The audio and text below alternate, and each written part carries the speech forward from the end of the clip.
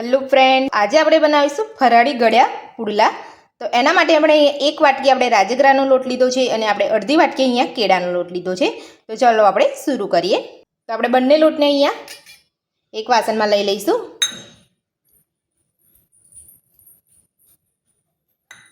તો હવે આપણે આમાં 4 થી 5 ચમચી આપણે ખાંડ નાખીશું।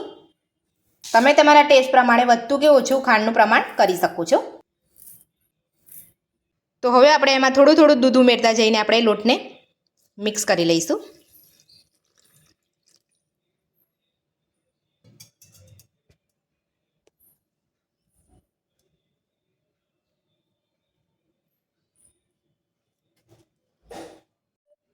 તો ફરીથી આપણે થોડું દૂધ ઉમેરીશું।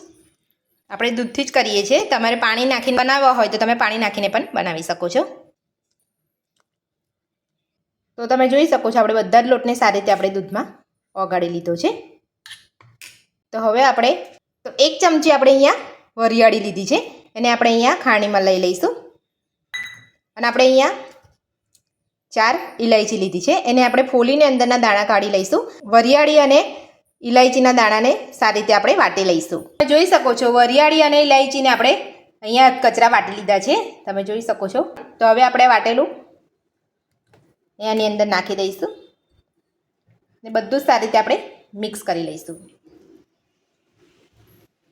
વરિયાળી અને ઇલાયચી તમે નાખશો તો પુડલામાં ખાવામાં ખૂબ જ ટેસ્ટી લાગશે। તમે જોઈ શકો છો આપણે બહુ જાડું કે બહુ પતલું નથી રાખવાનું, આપણે આટલું જ રાખવાનું છે। હવે આપણે એને 10 મિનિટ માટે રહેવા દઈશું, આપણી ખાંડ ઓગળી જાય ત્યાં સુધી।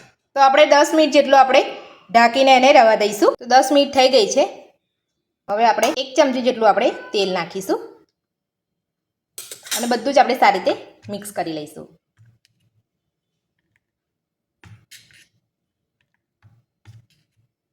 આટલું જ પતલું આપણે રાખવાનું છે, વધારે જાડું કે બહુ પતલું નથી રાખવાનું।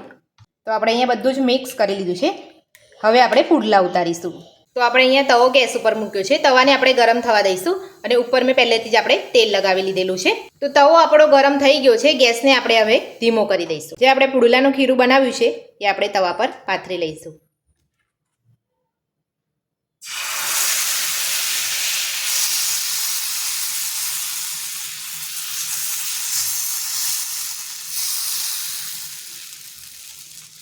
આપણે બહુ પતલા નથી રાખવાના, આપણે થોડા મીડિયમ થીક રાખવાના છે। પુડલાની આપણે ચારે બાજુ આપણે થોડું તેલ લગાવી લઈશું। પુડલાને આપણે થવા દઈશું। આપણે પુડલાને ધીરે ધીરે ચારે બાજુથી આપણે ઉખેડી લઈશું। પુડલાને આપણે ચારે બાજુ આપણે તેલ લગાવી લઈશું, આપણે પલટાવી લઈશું। તો તમે જોઈ શકો છો બંને સાઈડ પુડલો સરસ રીતે શેકાઈ ગયો છે। આવી જ રીતે આપણે બધા જ પુડલા બનાવી લઈશું।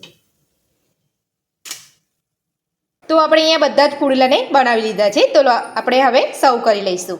તો પુડલાને આપણે અહીંયા સર્વ કરી લીધા છે, વ્રતમાં કે ઉપવાસમાં તમે ખાઈ શકો છો। તો ફરાળી ગળ્યા પુડલા બનાવવાની રીત તમને કેવી લાગી મને એકવાર કોમેન્ટ બોક્સમાં જરૂરથી જણાવજો। જો વિડીયો ગમે હોય તો વિડીયોને લાઇક કરજો, ચેનલને સબસ્ક્રાઈબ કરજો, તમારા મિત્રોને જરૂરથી શેર કરજો। Thank you.